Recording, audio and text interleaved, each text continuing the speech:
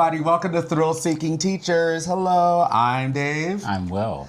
And we are teachers by day, but full-on coaster enthusiasts by night. Indeed. We travel the country vlogging theme parks and writing the world's best posters, bringing the latest theme park and roller coaster news, gossip, and all that great stuff. So if you love airtime launches and dark rides and all those behind-the-scenes thingamabobs and all of that stuff, you're in the right place. Thrill-seeking teachers. Thingamabobs? Yeah, thingamabobs, Okay. whatever. Make sure you subscribe to our channel. We're on YouTube, yes, and follow the podcast. We're on podcasts also wherever you get your podcasts. And we have a host podcast hub that takes all of those things and puts it into all the podcast places. And that is called Buzzsprout. It helps distribute episodes to all the major platforms so you can listen to them anytime. So if you enjoy our content and want to help us keep the thrills coming, including vlogs, interviews, bonus episodes, that's coming too, and breakout coaster news, consider becoming a paid supporter. And you can support us by visiting Thrill Seeking Teachers podcast.buzzsprout.com. Make sure you are a paid subscriber so you can get early access to bonus content that no other people can get and receive a shout out during a future vlog. So also, you know, we know the economy. Economy's economying. All right, so if you can't be a paid subscriber right now, no worries. You can still show us some love by buying us a coffee. We like coffee. Yes, as teachers, we love coffee. So head over to our new website, buymeacoffee.com/thrill-seeking-teachers. Every cup that you contribute a little bit helps the camera keep rolling and the coasters spinning. So without further ado, let's buckle up and get into our first segment, which I like to call Teacher News. Okay. All right, Teacher News. You know what? As of this recording, this is April 26th. And it's starting, yes, April 26th. It's starting to be the end of the school year. We're winding down. It sure As is. music teachers, we're in the full-on performance mode season. So, we're winding down this year. And I just wanted to ask a question, and will answer, and then I will answer. Talk about one coaster or theme park moment that you shared with a student or a school individual that was significant for you this year. It's not particularly a moment, but I always get a kick out of that there are quite a few families that actually watch our content.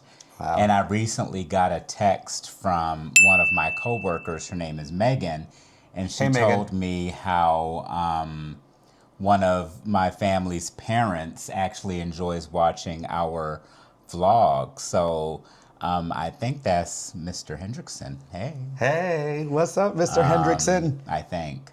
Oh. I would have to look back at the text, but I'm so appreciative of all of my school family members that watch our content, and I'll try to keep that in mind when it comes to my potty mouth. No, but see, that's why I don't really advertise to my students like the actual channel. I tell them I'm a coaster. They find you. But I try not to because I know my students will literally make a beeline to the channel, and I know sometimes we kind of have a little potty mouth beep every now and then, so I try not to. But for me this year, you wanted to say something? No, I was going to say my students found me through our most watched vlog thus far has been two. We have our Epic Universe in Canada's Wonderland, and I'd actually talked about both those parks with my students, and they searched into They searched it, yeah. They'll search. I mean, they will search, and if they do find me, and I know they probably have, I'm not gonna say that, but I try not to let parents know that I do that just because.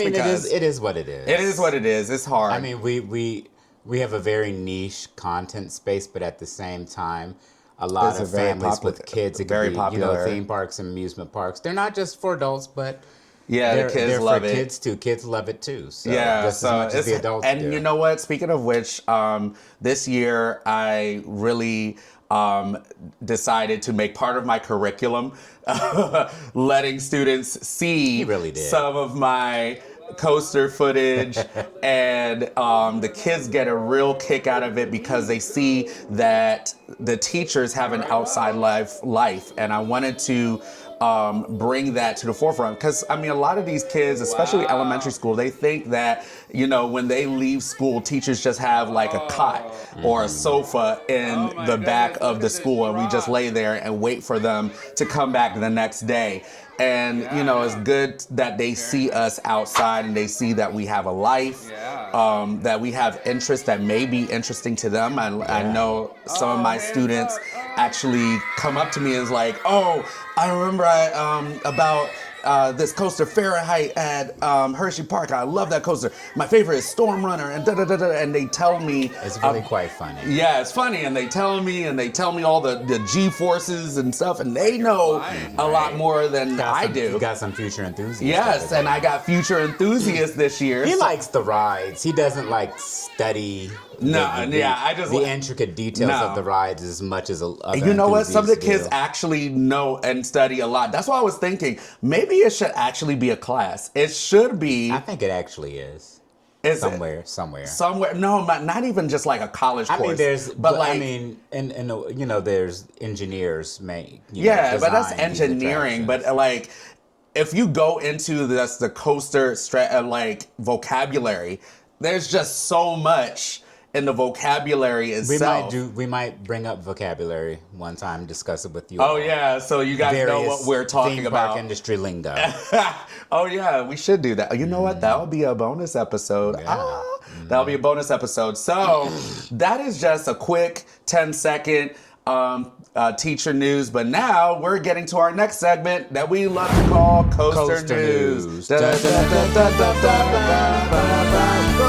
All right. Did you enjoy the harmony? I did.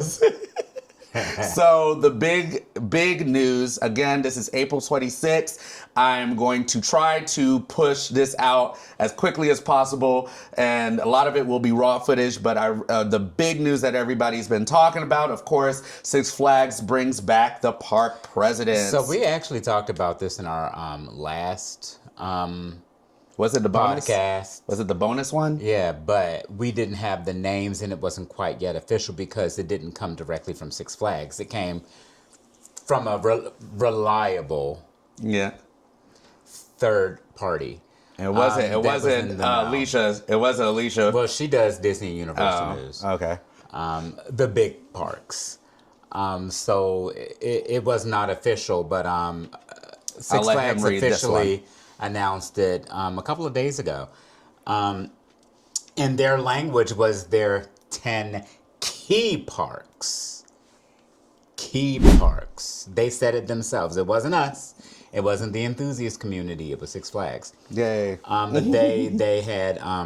So Six Flags officially reversed its post-merger centralized management strategy and they reversed reinstated it, though. Individual park presidents at 10 key parks. But the significance of the fact that they ended up reversing that was crazy. That, you know, first of all, when they first did it, we thought it was horrible. The coaster community was up in arms. Well, they thought that they were in this cost-cutting synergies phase where they thought that consolidating and stripping would help. No, former CEO. But you're only talking about a handful of leaders in the company whose salaries really don't move the needle in the grand scheme of things. Yeah, when you give them the title of former CEO, president, though. Yeah, but when you give them the title of president, there is more prestige, more influence, and a little bit more money than you have to pay them, obviously.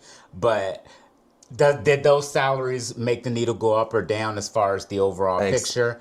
No. The experience suffered, I think. Big time. And who? Just as a reminder, who was the previous president? Because you know all the names. Richard Zimmerman. Richard Zimmerman was the previous president, and then it was before Zimmerman. Salim Basoul led the Six Flags chain pre-merger. Right. Before Richard Zimmerman, it was a Disney executive. I forget his name. We met. Okay, see, he knows that. Who was very vocal on LinkedIn about his displeasure with the company and why he left. But that's a whole nother conversation. Yes, and so now that the new CEO, John Riley, did I get it? Oh my goodness, I got it right. John Riley, who's been he's a renowned park operator. He's not a financials person. He is a park operator. He's just operated parks. So he approaches parks from an operational perspective, which I think is wholly needed for this chain. But so park presidents will be at the following parks. Canada's Wonderland will have Christopher Mortensen, who I believe is already there. I'm putting it up. Carowinds, now this is a shift. Carowinds is getting its new park president from King's Dominion. I know. Bridget Bywater, who's currently the current park general manager. Did we get a picture with her before? Yeah, we did. Yes, I'm gonna put that picture. We had a picture of her. Yeah, we got it somewhere. We gotta find it. But the current general manager of King's Dominion will be the park president. Big promotion. Colleen Brady, who was currently the general manager at Cedar Point, is getting a promotion to president. Tony Carviano, who is currently the general manager at Kings Island, is getting promoted. Rafi will be returning to Knott's Berry Farm. Where was he before? I forget where he was. I forget. I'm sorry. Okay. But he's going to be returning. But his role is going to be a little different. Not only is he going to be the park president, he is going to be a VP within the corporate structure. Because we know Knott's. Knott's is Knott's. Well, I mean, those people who don't know, because again, we have to act like... So, Knott's Berry Farm, for the past few years, has been the attendance leader in the chain. It also, outside of the Disney and Universal parks in North America, it is the most attended theme park outside of Disney and Universal in North America. So it gets more attendance than the Dollywoods, the Silver Dollar Cities, the SeaWorlds, the Busch Gardens, all of those. And we still haven't been there. So Knott's Berry Farm is technically the only theme park in the Six Flags chain. So his role will be a little different than the other More responsibility, I guess? Because it's Knott's Berry Farm. Okay. So I think that was... So they give him a blank check. So basically... they've been giving Knott's a blank check for many, many years. Yes, exactly. As far as just do whatever you want. Structure. Yeah, do whatever. Because it's the attendance leader for the chain. Exactly. Do whatever. It makes a lot of money. Six Flags Great Adventure is Mark Fennell. What was he before? I don't remember. Okay. Six Flags Great America is John Krynak. Six Flags Magic Mountain is Brian Ordering. Six Flags Over Georgia is Richard Pretlow, which he came from Morgan's Wonderland. If you all don't know anything about that park, Morgan's Wonderland, he was the president there. It's one of the few parks anywhere where they have rides and attractions that are almost fully accessible for anyone with any type of disability. So like coasters that are like, okay, rides, attractions, does zip lines. Does a disability mean like if they are over a certain weight, or is it like it could be that? It could be that too. Physical lack of mobility. If you're in a wheelchair. If you also Morgan's Wonderland, if you want to go there as a normal patron without a disability, you pay a ticket gate price, but if you have a disability, it's free. Oh. And so Morgan's Wonderland, the founder, he actually named it after his daughter, Morgan, who was born handicapped. Oh. And she always had difficulty finding different theme parks and places that could accommodate. So he created this park in honor of his daughter, and it since became such a very popular park for people with disabilities. Where is this located? It's in Texas. It's in Texas. So yeah, if I think. Okay. Let me double check. Hold on. Like ability could be does the disability could be weight related, meaning? I don't know. I didn't look into the specifics, but... Or does it just have to be a physical disability? I think it's a physical disability. Physical, okay. So, but needless to say, this park is special in the U.S., and he's been running it for quite some time. Okay. So I'm glad that he's going to be leading over Georgia. And following that is Pete Carmichael at Six Flags Over Texas. And there are some noticeable parks that are missing from these 10 key parks. Question. And I might cut this out.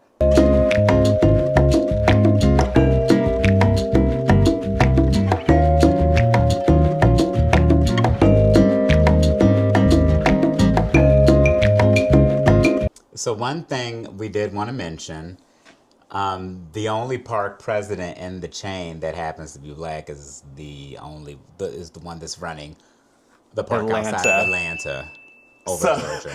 I don't think, you know what, we don't want to say that. I'm just saying as two it's people. It's no secret that we're black. To people of African American descent, it's kind of interesting that we see a lot of that. And then, I mean, what do you think about that? You know, I don't know. Maybe it's a good fit. But why was he put into Atlanta and not somewhere else? Not over Texas when he was already in Texas. Yeah, that's what I was saying. I don't know. Why not over Texas when he's already in? I mean, he could have just interviewed for that particular park too. Maybe he wants his family to be in Atlanta. Maybe. I mean, there's a lot of things we don't know. A lot of factors, but it's just interesting. It's just a wonder. Like, as teachers, they always tell us, tell your students, what is the wonder in this situation? What is the wonder? That's the wonder. Yeah.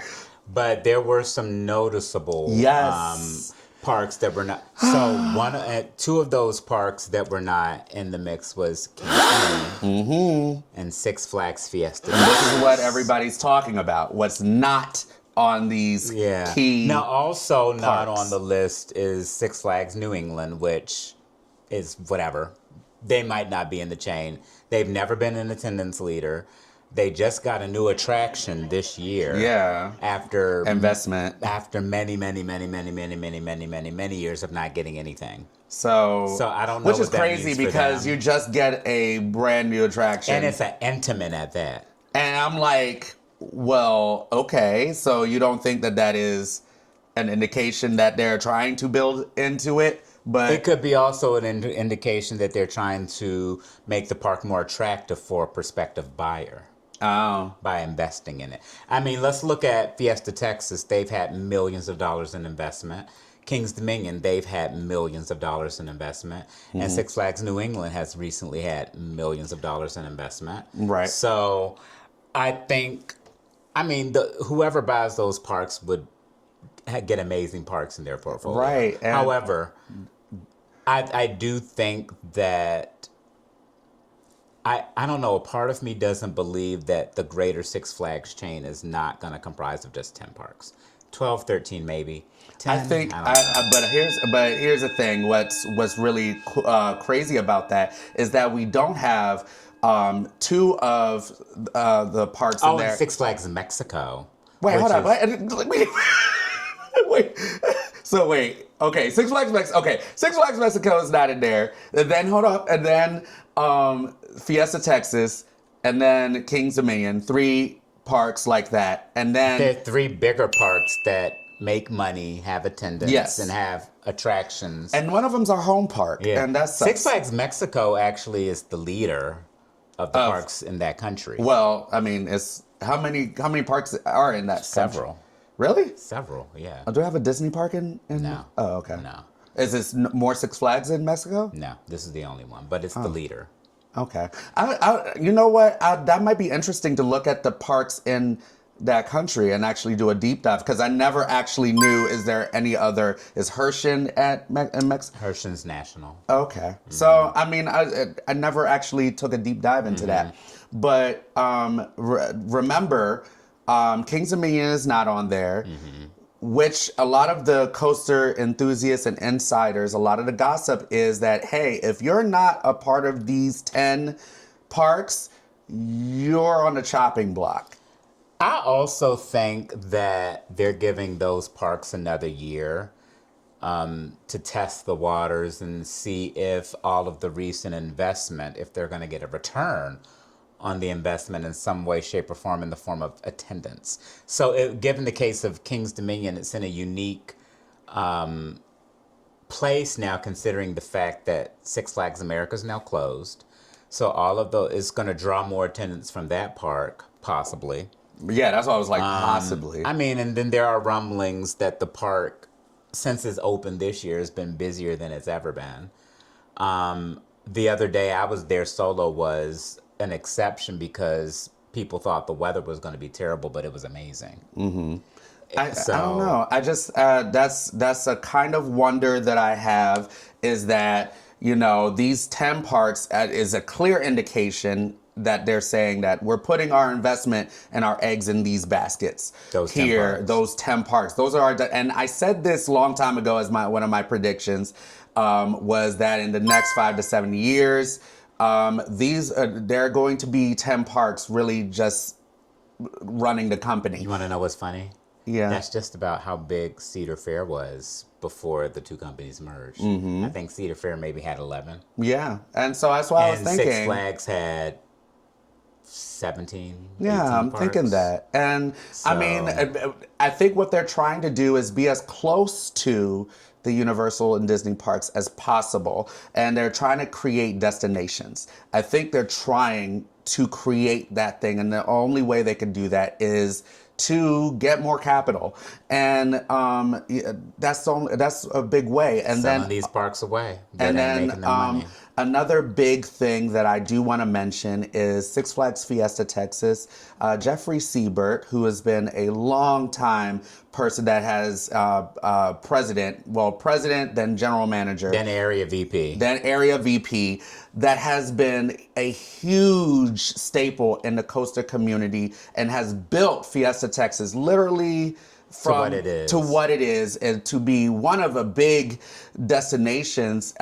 Recently called it quits. He left for family reasons. He left for family reasons, but again, there's speculation that he didn't leave on his own. That he didn't leave on his own. It was because that they were making these park presidents, and that Fiesta Texas wasn't going to get a president, and he's seeing the writing on the wall that they're looking to, ixnay his baby. And so he, decided to be with his family, and I loved his contribution. I'm gonna show you pictures of us meeting him. He's an awesome guy. Took us on a behind the scenes tour of the RMC ride. What was it? The Iron Rattler. Iron Rattler. That's what it is. Let's quickly talk about the other parks in the chain that will not have park presidents. So we already talked about King's Dominion, Fiesta Texas, and Six Flags New England. How about Discovery Kingdom in Northern California? Never been there. I've been there once. Oh, cool. How was it? It has animals. Oh, okay. A lot of them have animals. It was cute. They have this fun RMC ride there called the Joker. I'll say this. Do you think it's gone? Yes. All right, great. Absolutely. Absolutely. Let's just get to it. The aesthetic of the park and the park because it has animals, I could see United Parks acquiring it, and United Parks is good for animals. Do you think that these parks, like, where do you think, thank you for, because I was going to bring that up, where do you see these other parks? I'm going to try to bring up some names. Go ahead. So Discovery Kingdom, if they don't close it permanently and choose not to operate as a park, I could see United Parks acquiring it because of the animal footprint. California's Great America now, this one is unique because pre-merger, Cedar Fair sold the land that California's Great America sits on. But Six Flags now still owns all of the assets, but they don't own the land that the park sits on. So isn't that some dumb shit? Yeah, that's so Cedar Fair. Cedar Fair sold. That's very confusing. Yeah, Cedar Fair sold the land a few years ago to whomever to make some extra cash for whatever reasons. And so, like I said, they still own California's Great America, but don't own the land.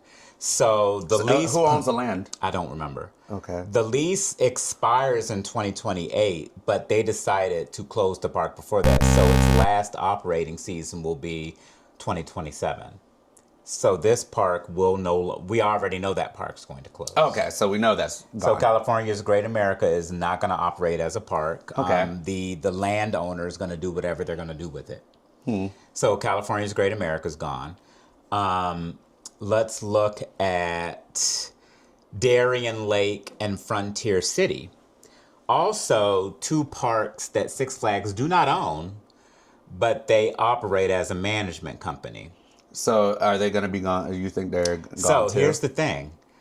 EPR Properties that recently acquired all of those parks. Yes. EPR Properties already owns Darien Lake and Frontier City. Okay. So when Six Flags' management contracts end, at one of them is the end of this year and one of them is the end of next year, Enchanted Parks will just come in and become the new management company for those parks. So there's they're acquiring Enchanted Parks is acquiring a lot now. They're starting to be a contender. They already said that, the IAPA interview James Harhigh had with them. He said they're positioning themselves in the next couple of years to buy 5 to 7 more parks. So Darien Lake and Frontier City is already a given. Do you think Kings Dominion might be one of those? I have another idea about Kings Kings you have Dominion. another? Okay. So Darien Lake, Frontier City, already owned by EPR. That's a given. Once their management contracts and United Parks will come in and take those. Okay. That leaves, I think that's all of them. That was all of them. Yeah. And so my so King's Dominion. Yeah, that's why I was like, we didn't get to that. Well, remember, there was rumors. There was rumors. Herschend has been courting those two. Exactly. Fiesta, Texas, and King's Dominion, which I think would be golden for that channel. Yeah, so Herschend, I'm sorry, if people don't know, can you explain what Herschend? So Herschend Family Entertainment is a privately owned themed industry park operator. They not only own theme parks, they own aquariums and stuff like that. I think they have a couple of aquariums in Canada, but they own their flagship as of today is Dollywood. Their second major known park is Silver Dollar City. I love that park. They own Kentucky Kingdom. They own I haven't been there yet. Kennywood. Now they own Silverwood. They just got that one. They own what's the one in Georgia, Southern Georgia, Wild Kingdom or something like that. I don't know. So I think Herschend, I think those two parks would fit perfectly.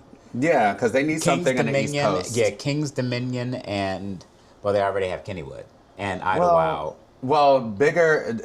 Kings Dominion is a bigger. Yeah, far bigger. Far bigger, and I think that'll be one of their flagships if they do. Someone also, which I think is as far-fetched as it can get, someone threw out Universal buying Kings Dominion. Nah. I don't think they're. Nah. I mean, it's if they do, if anyone that could afford it's Universal. Yeah, I think though that they would want to build a park from scratch. They will want total control of that area. Like that whole area will be like a whole. Could you imagine if resorts? Could you imagine if if Universal came in and they invested $1 billion into Kings Dominion? Busch Gardens Williamsburg wouldn't be able to touch it.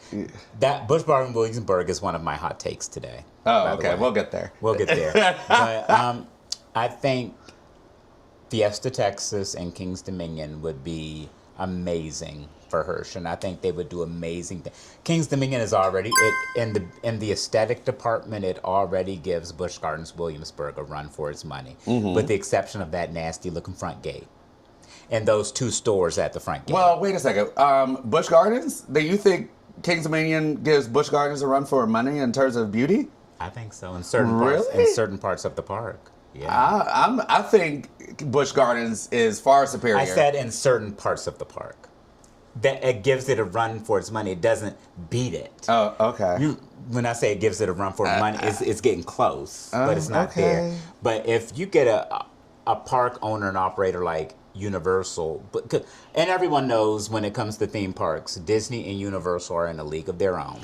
As far as their budgets. Well, they don't get a lot of... They don't have any competition because no one can afford to compete. No, but at the same time, like, anytime they get all these different awards and stuff, they literally overlook they overlook Universal and Disney and just, I don't know why. Because they're in a league of their own. Okay. How can you compare a park that at max spent $30 to $50 million on an attraction to a park that spent $500 million on one ride?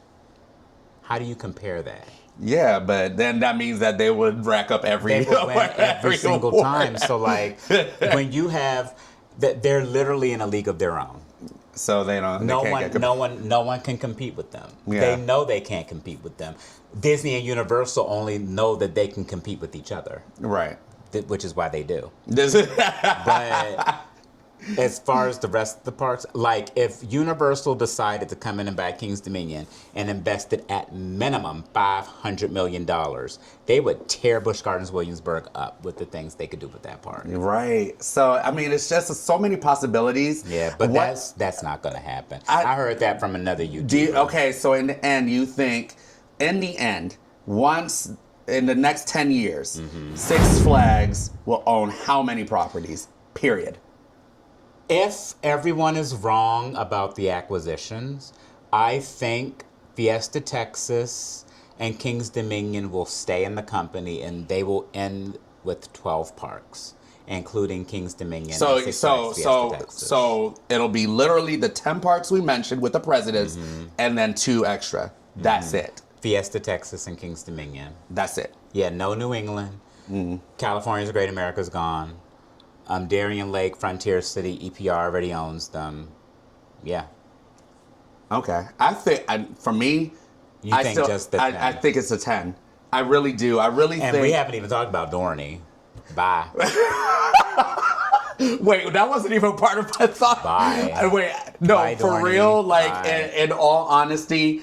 That wasn't even in my thought. Like, it wasn't even. Maybe Dorney, because apparently Dorney and King's Dominion have identical footprints as far as their attendance. Really? Yeah, believe it or not. Is it because Dorney's water park carries them? The water park carries them. That's why it carries them. So maybe because it was not their ride. No more than 13 parks. Like the 10 are for sure. The maybes to me are Fiesta, Texas, King's Dominion, and Dorney. If they decide to keep those three. I think for me it's a 10. New England. I think it's a 10. You're going to stick with that? I'm going to stick with 10. Time will tell. Time will tell. But let us know. You heard him say it.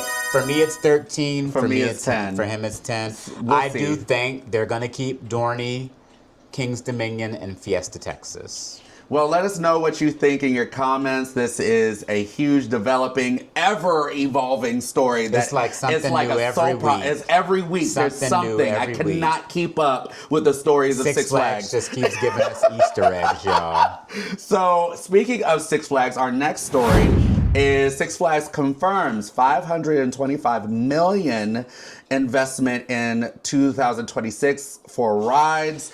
That is including the record-breaking roller coasters, water rides, and major land upgrades, following the sale of several smaller parks, and confirms that Six Flags is doubling down on fewer high-profile destinations. We keep talking about that. Yeah. And so we know that this year is coming up with Tormenta at Six Flags Over Texas. Do y'all already know about that attraction? So Tormenta is the first of its kind Giga dive coaster. Giga coaster is a full circuit roller coaster that has a lift, hill, and a drop that's between 300 and 399 feet tall. So this one is going to be approximately 309 feet tall. Giga dive. I want to go. But we're going to get there. We're going to get there eventually. Yeah. But also the Project Purple at Great Adventure. And the Shoreline Pier. Oh, yes. And Barrels of Fun, they already finished it. What are you talking about? The Blue Wild Mouse coaster. Oh, spinning. okay, it's there. It's done. It's done. They put that up. It took them a week. Well, yeah, it was. They're like they said that they were gonna have the Shoreline Pier done by the end of spring 2026, which is actually June 19th. Mm-hmm. So I think they're gonna open that on schedule. Believe it or We'll not. see. First of its kind in 2027 A is Vekoma wing glider. yes, and Magic Mountain. That's it was delayed, but that's okay. 2027 Magic Typical Mountain, Six Flags. of course. So, what do you think about the huge investment? They're trying to again get destinations. I think they might. Maybe you might be right with just 10 parks. I just think that they need to get a lower profile so they can at least scratch the surface of third from Disney and Universal, because they're not going to overtake anything but with that. But speaking of Disney, the Muppets Takeover Rock and Roller Coaster is opening May 26th. Yes, Disney confirmed. Yeah, and we're going to be there June, I forget the date. Yeah, it's official. But yes. No, so July 2nd. No, wait, July 1st. June 30th and July 1st. Yeah, we're going to be in Florida for several days, and it's official. Tickets have been purchased. We're going to, the park hoppers were bought. Dave's finally going to Disney. Y'all, I'm finally We're going to be Disney adults for a couple of days. I've never been. Get some Mickey ears. I've never ever been. Yeah. Are you actually excited, or are you just I'm excited because I'm fulfilling a childhood, not a dream, but a childhood checklist. So in my life. We don't plan on going to the Magic Kingdom till probably the end of the day. How do you think you're going to react when you walk down Main Street and see the Magic Kingdom and to see Cinderella's castle? I'm gonna just look. I'm an adult that wasn't a Disney adult. People I didn't be grow boo-hooing. These adults be boo-hooing. Weeping at these parks. If I was a child and I grew up with that, but I didn't really do that. Mm-hmm. So it's not really a big. Like, oh my God! When I saw Harry Potter, when I saw the Wizarding World at Epic, that was a weeping moment for me. But but I'm gonna go in there with an open mind, open heart. I am there for the vibes. I'm gonna let Will drag me everywhere and tell me exactly what to do, because I have no idea what's going on. I haven't been to the resort since 2019. I have no idea. I know that there's certain rides that people keep telling me on Reddit, and Will's been pushing in my ear what rides I want to do. I'm a ride and coaster fanatic, so anything like that I'm great with. Mm-hmm. I'm going to try to do some of the dark rides, and y'all will kill me in the comments. I'm not a Star Wars fan, but I will go and Rise try of the Resistance is that thing. I will try it. I will be open-minded, and you will see the first reactions from a person that has never been to a Disney park ever in his life. So I'm excited to actually just hit the checklist. So I'm one of those people that think rides move to the side. Rides and attractions move to the side. When I think about the mega theme parks overall, as far as entertainment and experiences, for the first time with Epic Universe, their Universal is like hitting Disney level. Oh, you're going to get a lot of people mad with that. You're going to get a lot of people mad. As someone that is not a Disney person or a Disney adult, I can acknowledge the fact that one of the things Disney does better overall is entertainment and food and beverage experiences. When you think about Islands of Adventure, the themed lands are fantastic, but you take the rides out of the equation at Islands, and what else is it? They ain't got no shows. The meet and greets are few and far between. But their meet and greets are nice. I mean, they don't got nothing. It's just a rides park. And then you have studios, which has tons of entertainment and shows. But that's why they did it. Every single ride is all simulators. Right. So, but I think that's why they did it, to create that balance, because now you get the hopper and you just go right in between the two. But why can't they both be their In own the same complete whole? Why can't Islands of Adventure be a complete whole the way the Disney parks are complete wholes? I think they're trying to. You see all the investment that they're Animal trying. Kingdom is a half-day park. No, but but you see like what they're doing. You see the construction that they're doing now. So And they're I trying. I think they realize the fault in their parks, and they're like, we need to correct it. We need to correct it. So they're spending billions of dollars. Yeah, you see the new they are demolishing Lost Continent and Islands, creating, I don't know, we it's not been absolutely confirmed yet, but a lot of people are speculating Pokemon land there, which will create a lot of ways for meet and greets, a lot of But things before there. Epic, the parks that Universal had that people said was tiered with Disney was Universal Japan and Universal Studios Beijing. Yeah, I want to go. But aside from those two, I'm gonna go. Epic is the neck to neck. Yeah. Epic is the equalizer. Exactly. So it's gonna be very interesting for me to see what all this hoopla is about with Disney, and then the next day I get to go back to my home, Epic. I get to go back. Resort. Yeah. I get to go. And then we're gonna drop by Busch Gardens. Yeah. Wait. And he just kind of just said it like, "Hey, why don't you just go to?" I'm like, we're just gonna drop by Busch Gardens, Williamsburg. I mean, Busch Gardens, Tampa. I was like, you said Williamsburg. We're going back to Tampa. So that is that's going to be our trip, our end of the year school trip, like to say like end of the school year. Yay. Also, Fast and Furious Universal is coming. It's near opening. It's going to be opening in 2026. The high-speed 360 spinning launch coaster. That thing looks crazy. They actually started testing it with people, I think, this or last week. Yeah, I heard about that. So I think it's going to open in a couple of months. You know, once they start testing them with people, it's like a month or two away from opening. Yes, so it's going to be crazy looking. It's intimate. I think it's great that Hollywood is getting something, but we already know the one in Orlando is going to be better. So because it has a bigger footprint. We'll see. That one, the one in Orlando, they're starting the track. They're putting track out now. Yes. Is there pictures of it? Yeah. It's you got to start sending me pictures because I don't see it. Where? It's video. Where? YouTube. Who? BioReconstruct. The one that flies his drones all over Disney and Universal. One day they're gonna shoot that drone out of the sky. They keep playing. He keeps playing with Disney's gonna shoot the drone out of the sky. I think one day Disney is gonna shoot the drone. No, but there's a big story. I forgot to put this on our podcast. On our notes for podcast, but there's big talks that they're confirming.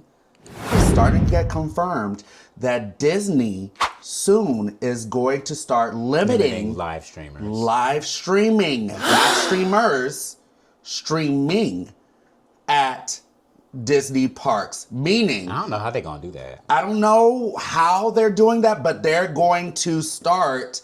If you are a creator and you are making content and it's monetized. Now, if you're just a person, Joe Schmo, just live streaming and it's just there, but you're not really making any kind of money from it, you might be fine. But my thing is this: how do you determine?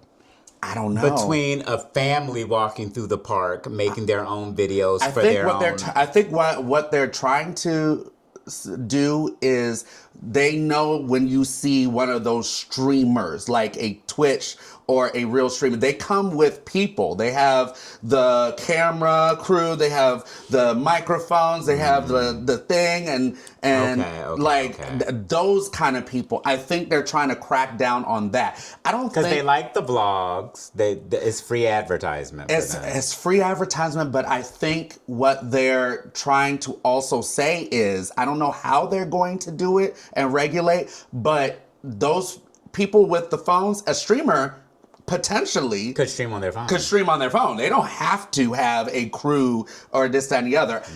My question is, again, what you were trying to say was, how are they going to determine who is making money Mr. off Mr. and Mrs. Walker from Alabama coming in with their family of 4, and they have their own DJI camera, and they're doing their own little family of 4 vlog, just vlogging about their vacation. How do you determine between them and a streamer and a vlogger? But I don't think the vloggers are the issues. It's the live streamers. Maybe that might be it. But but still, I think they're trying to crack down on people making money off of Disney. You know how Disney is.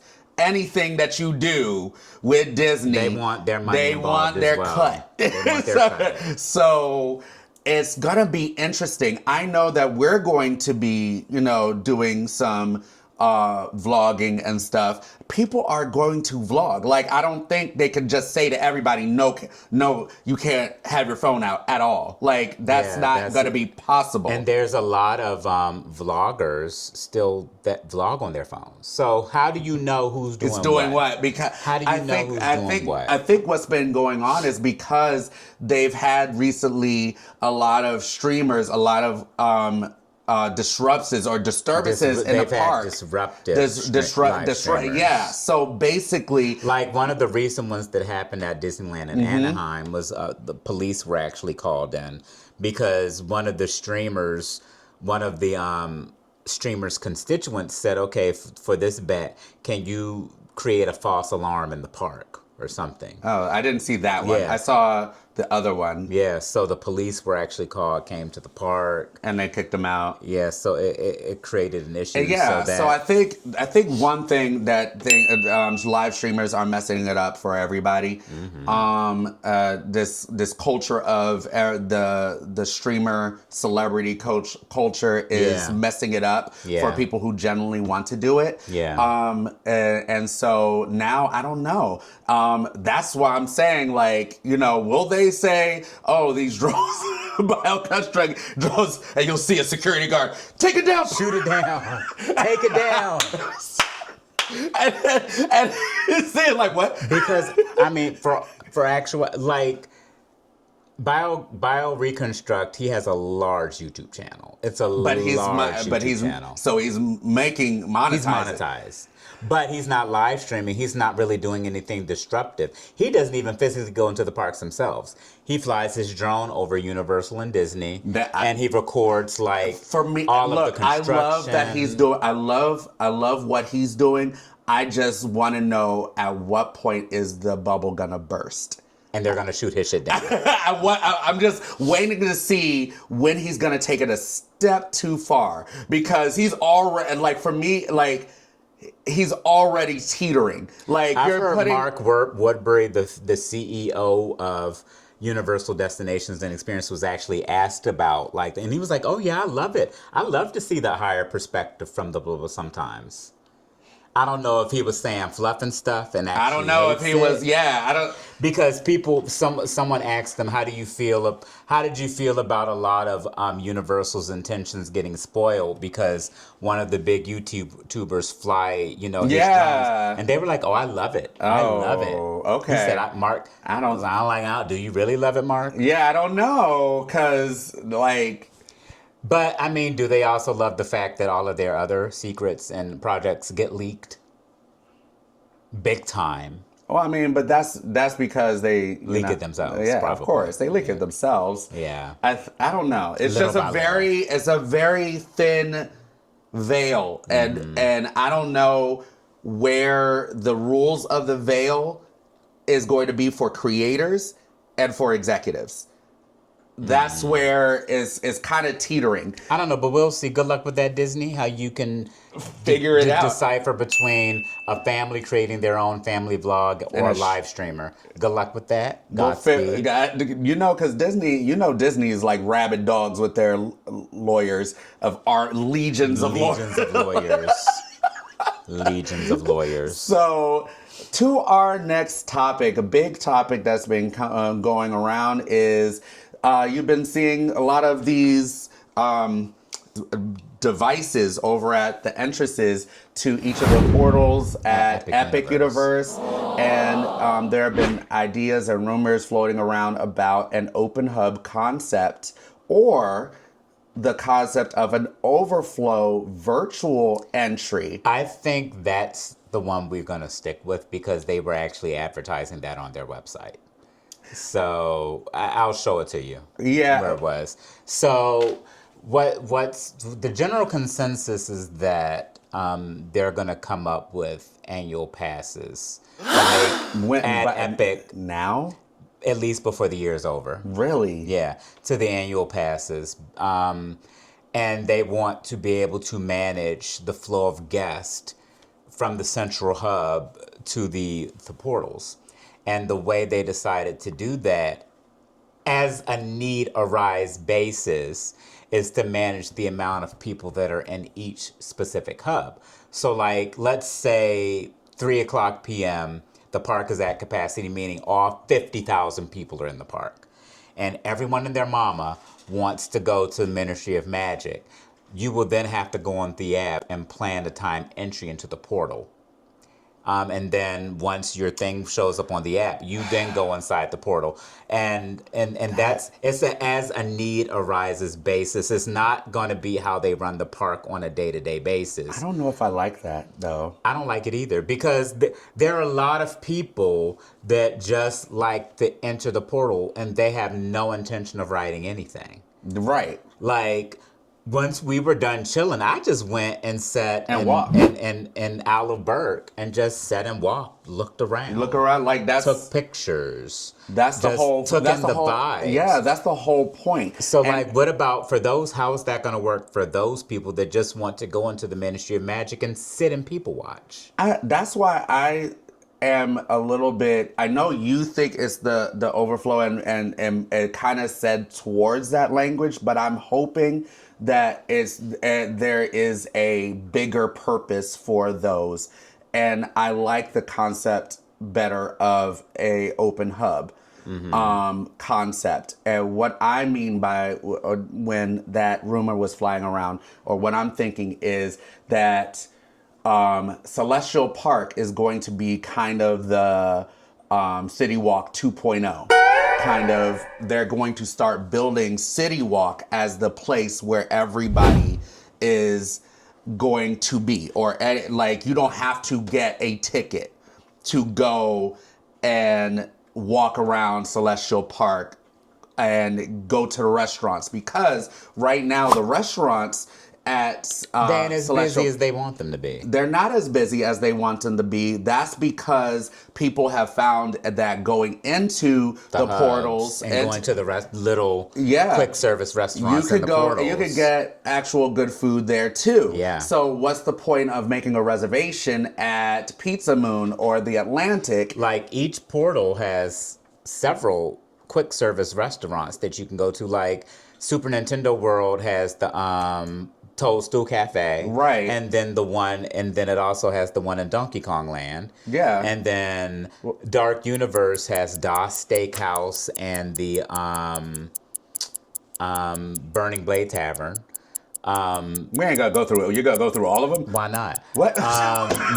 Ministry of Magic has Café L'air de la Sereine, and it has the Oaken Star Tavern, and then it also has the other restaurant in the 3, and I forget. And then Isle of Burke has 3. So it's like... Name them, Sana. Well, Mead Hall, the one you get the mac and cheese cones from, and then like the other one, I forget. Right, so they have there's a lot of places in I think the most lands. At the Universal Orlando Resort. Like, Epic Universe has a lot of food options. Right. So what I'm saying is, I think what they're trying to do is build up the Celestial Park area and really try to get people to actually go and experience a lot of the things at Celestial Park. And then if you want to go and ride Stardust Racers or go to a portal and this, that, and the other, you get to take us to that portal that you want to go to.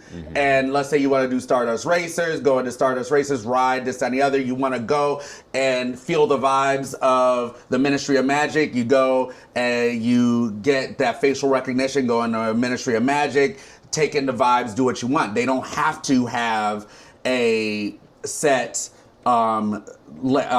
capacity for that, because people are just buying for that day to go to different lands that they want to go to. And it also lends to the fact that I'm thinking that 90 acres of land that they purchased that was right next to Epic Universe is going to be a half a mile away. Half a mile away. People can walk. So, and it could be part of that 2.0 City Walk.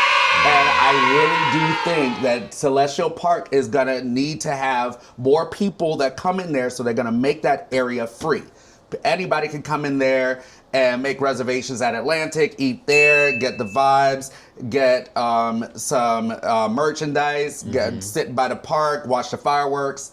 I mean, that's a possibility, but I think part of the reason why most people are now shifting is because of what showed up on the website, and also last month, Universal sent the survey to current pass holders about adding Epic to the annual passes. Which I think will be crazy right now. I think it's going to happen near the end of the year. But that'll be crazy right now without having more rides for that place to actually hold. At the end of the day, Comcast is running the show. Enough said. The same way Disney Entertainment Corporation runs Disney, Comcast runs Universal. End of show. For now, until another discussion. For now, until they get acquired by something else, or merged, or something else. A company would have to have a lot of money to acquire some of Comcast assets. A lot of money. Well, remember it was merged with Comcast and NBC. There was a merge, right? NBC Universal. Yeah, no, Comcast bought NBC Universal. Oh, okay. Comcast bought them. Comcast is like the second largest media company on earth. So they have a lot of money. So, Saudi Arabia might get one. Maybe. They might just get them. All right, but now we're going to our segment that we like to call Hot Topics or Hot Take. I don't know. Hot Topics. It's a hot take. Hot Takes? Do we want to call it Hot Takes? Let's call it Hot Take. Well, it's not really a hot take. It's just my hot opinion. Okay. No, wait. That doesn't sound nice, though. It's my opinion. Okay. Hot Take. Hot take. Da, da, da, da, da, da, da, bum. So this is mine. So as much as I love the United parks themselves, sometimes there are times when I'm in the parks. And those of you that don't know the name United Parks, it's probably a good thing, because a lot of their parks have their own identities. But United Parks is the parent company of Busch Gardens Williamsburg, Busch Gardens Tampa, SeaWorld Orlando, SeaWorld San Antonio, and SeaWorld San Diego, and the Sesame Place parks. So their chain consists of, I think, 7 or 8 operating theme parks. And more than half of the chain is owned by the Blackstone Group and a couple of other hedge funds and private equity companies. But sometimes when I'm in the parks, I find myself saying, how do they justify the higher gate price? And sometimes it's almost twice as much as like a top tier Six Flags park. How are you able to justify a higher gate price when in many instances it's a lesser experience? And let me give you an example. Let's remove the animals and the entertainment from the equation, and you just have rides and food and beverage. When Knott's Berry Farm, Canada's Wonderland, Kings Island, and Cedar Point are running on all cylinders, United Parks cannot touch them as far as offering a better experience for their ride operations and food and beverage. And that's ultimately what people go to the parks for. So with that being said, there are many times, I don't know why they think they can charge $50 to $60 more than, like, say, a Cedar Point where the gate price is $52, and Knott's Berry Farm where the gate price is, I think, $62. And those parks offer a better experience overall, minus the entertainment and the animals. That's my take. Make it make sense. But so the average price for a ticket at Busch Gardens is what? $100 or more. And the average price of King's Dominion? $40-something. So, but I'm talking about the top tier Six Flags parks, meaning Knott's Berry Farm, Cedar Point, Canada's Wonderland, and Kings Island. That's the very top tier. Mm-hmm. When those parks are running on all cylinders, not a single park in the United Parks chain can touch them operationally. Mm-hmm. Not one. So then why are you charging $60 more than Knott's Berry Farm when you can't even touch them? Because it's private equity and they squeeze every cent out of you until there's nothing left and then they move on to something else. I guess that's the answer to that question. That's it. And it's funny because, like, you look in the same chain, like the Sky Ride at Busch Gardens Tampa, they charge you to get on it, but the Sky Ride at Busch Gardens Williamsburg, they don't charge you. Huh? Wait, which one? The Sky Ride. Where? At Busch Gardens Tampa and Busch Gardens Williamsburg. Which is crazy. They don't charge you for Williamsburg, but they charge you for Tampa. For the Sky Ride? It's the same damn ride. I never knew that. Mm-hmm. Why? Why would they do that? Because they can. Sweet. I wonder if people realize, even in their own chain, I think Busch Gardens Williamsburg is the best run and the best operated out of the entire chain. Well, that's kind of obvious because when you have Tampa, like, presidents are going in, coming out. Like, I don't think they've had a stable park leader in 5 years. They have not had a stable park leader. They can't keep a president or a CEO for nothing. Busch Gardens Tampa has not had a stable park leader, I think, in the past 5 years. They can't keep them. I don't know, like... It's perplexing to me. Like, it's almost like the audacity. Yeah, and wait, hold on. Talk about SeaWorld's parking. Oh, my God. It is literally, and I'm not the only person that thinks this. You go on any forum, be it Facebook, TikTok, people have made videos about it, Reddit. The parking situation at their flagship park, SeaWorld Orlando, is a fucking free-for-all. I have no idea where VIP parking is. I've yet to find it. I don't know where preferred parking is. I literally asked, because with my pass, I'm entitled to preferred parking, and sometimes VIP parking based off availability. So I go up to the gate. I said, I just want to make sure I've never been, I don't know where preferred parking is. Can you point it? Yes, that way. He could have cared less. They don't pay them enough to care. As soon as you pass the entry gate into the parking lot, there's literally no one. No one. They don't pay them to care. Not a single person directing the flow of traffic into the parking lot. Not a single person. But he's been there multiple times. Not a single person. And then that also correlates to how they manage their lines in the park. You have a quick queue program. They barely ever have anyone standing there. They don't care. To scan your quick queue to see if you're eligible.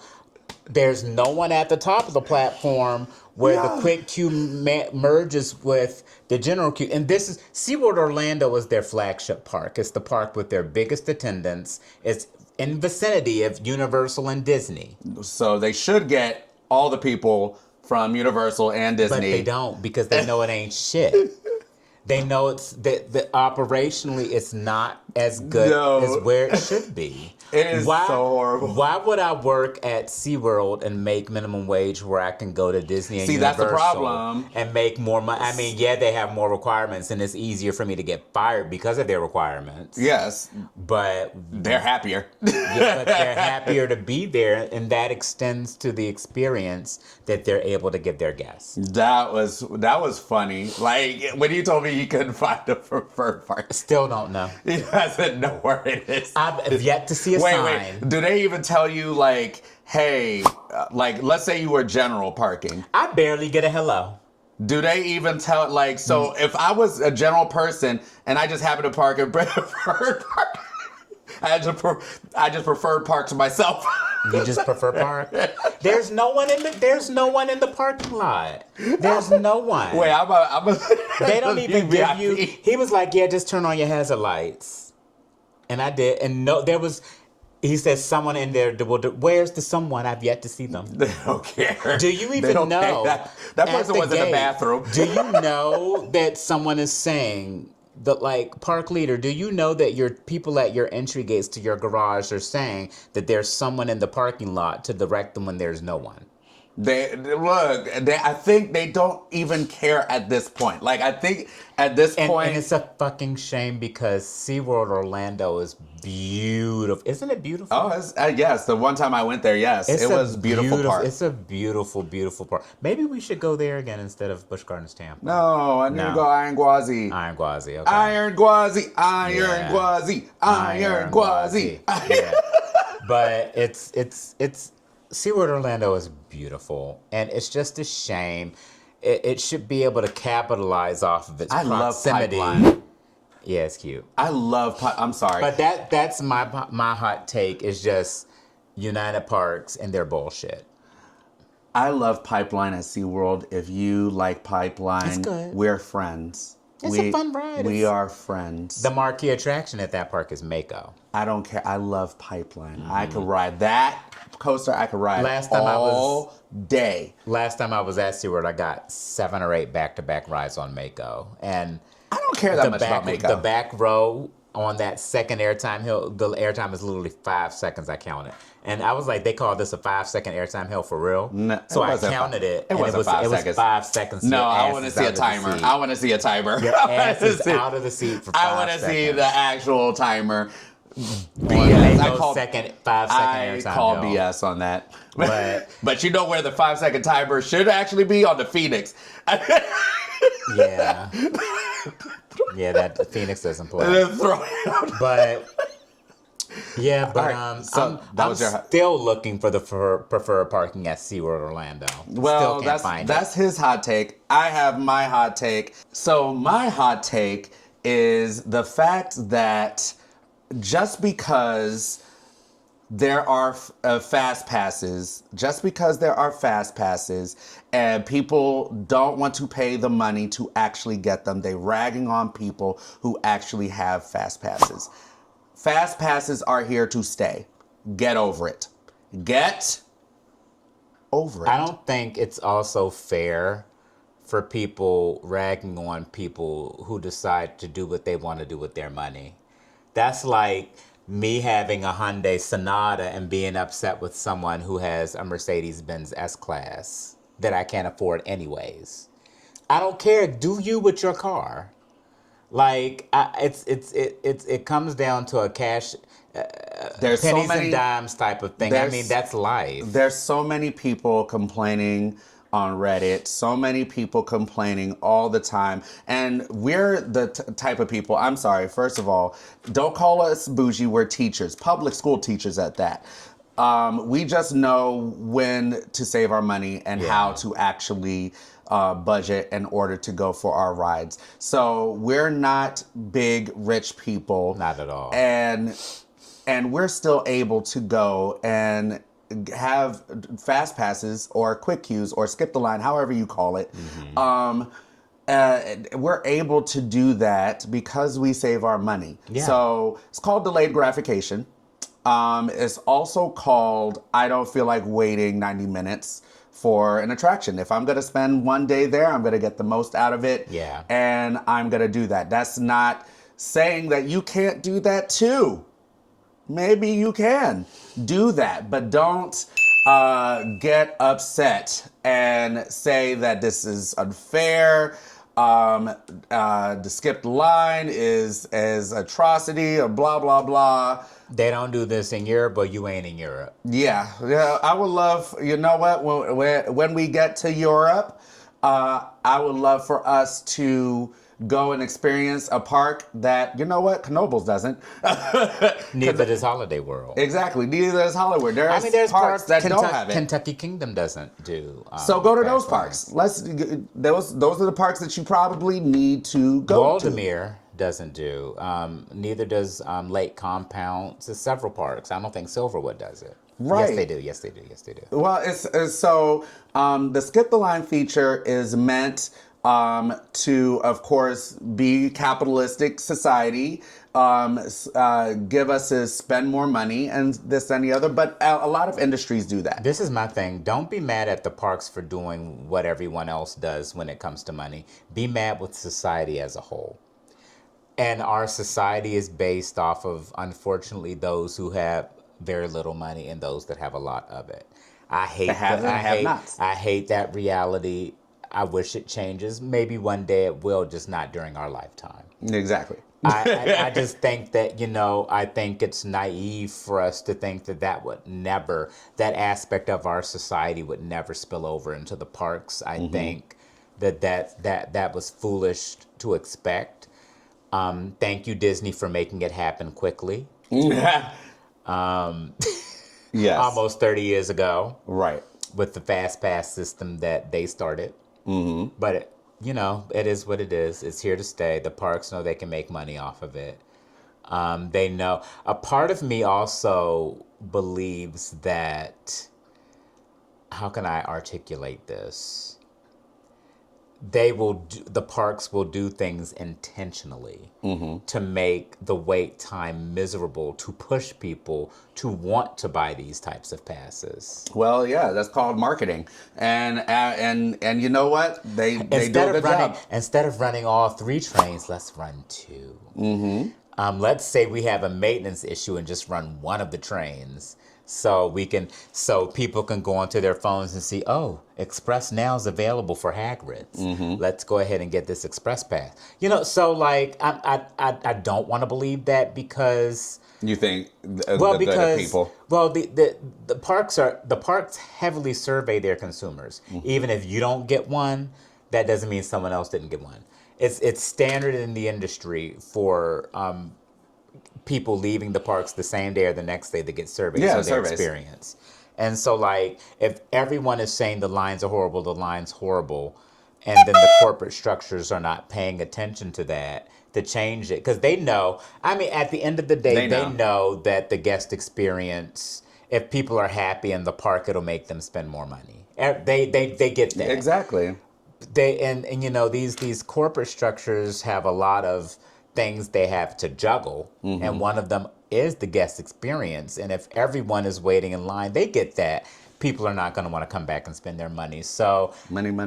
They have to have the difficult job of balancing everything, and that means properly balancing the quick queue lines if they have them, properly balancing the general queue lines if they have them, making sure there's enough food in the park, making sure there's enough entertainment in the parks.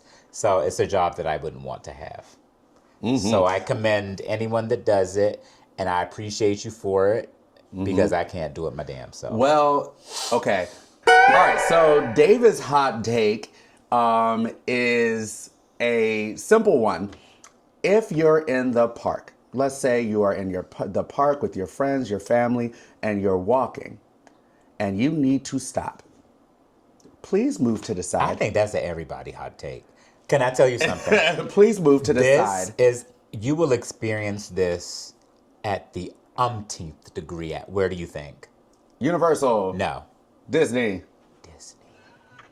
Everybody wants to take a picture in the middle of the walking space. What he is talking about, you encounter it 100-fold at the Walt Disney World Resort. Stop doing that. They will just literally stop in their tracks, pull out they don't care who's behind them. Exactly, and you're just in the way of the walking area. Like, if you need to stop, or you need directions, or you need move out the way, you cannot tell me there's not, like, how many times that we just as coaster enthusiasts we bump into other people because they just stop in the middle of the walkway and think that everybody's supposed to just stop with them. I think the thing is that these parks people are just so excited, or whatever they are, they lose all grips of spatial awareness. Yes, kids especially. And awareness of their surroundings, and then there's, oh look, and then you just stop where you are, pull out your phone and take a picture. Yeah,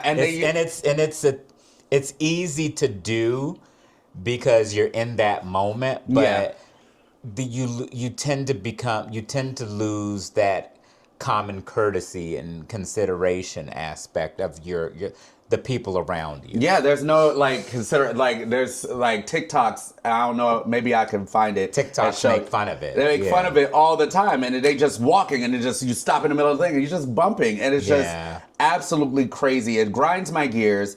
I need for y'all to actually move out the fucking way. You will see it like you've never seen it. And I will tell them to move out my fucking way, okay? Like, particularly, it's more so at the Magic Kingdom. Oh yeah, I than at the other part. Yeah, I'm not caring that much to really even go there for the fireworks. I can see it Happily Ever After. Yeah, I can see it at Epic, right? You mean you can see the Happily Ever After thing at Epic? You can see some of it at Epcot. Oh, okay. You mean Epcot? What Epic? Did I say Epic? Epcot. See, I'm always just thinking about Epic. Epic, because Epcot will remind you of Epic. Yeah, it's always on my mind. It's a lot of Epcot that reminds me of Epic and vice versa. Yes, so that is my hot take, and that comes to our end of our show. Thrill Seeking Teachers Podcast. This is the visual episode, but we are going to be doing bonus episodes that are for the podcast only. So again, go to... For when Six Flags decides to change something else, which will probably be another week from now. Well, those will be our bonus episodes, and those will be come for our subscribers to our BuzzFeed channel. So if you have not gotten a chance, go head over to our BuzzFeed podcast hub and become a part of our channel and buy us a coffee. Help us. Coffee. Give us some coffee. But that's our show. Thank you so much for listening, and we'll see you on our next thing that we do. Woo! Bye. And cut.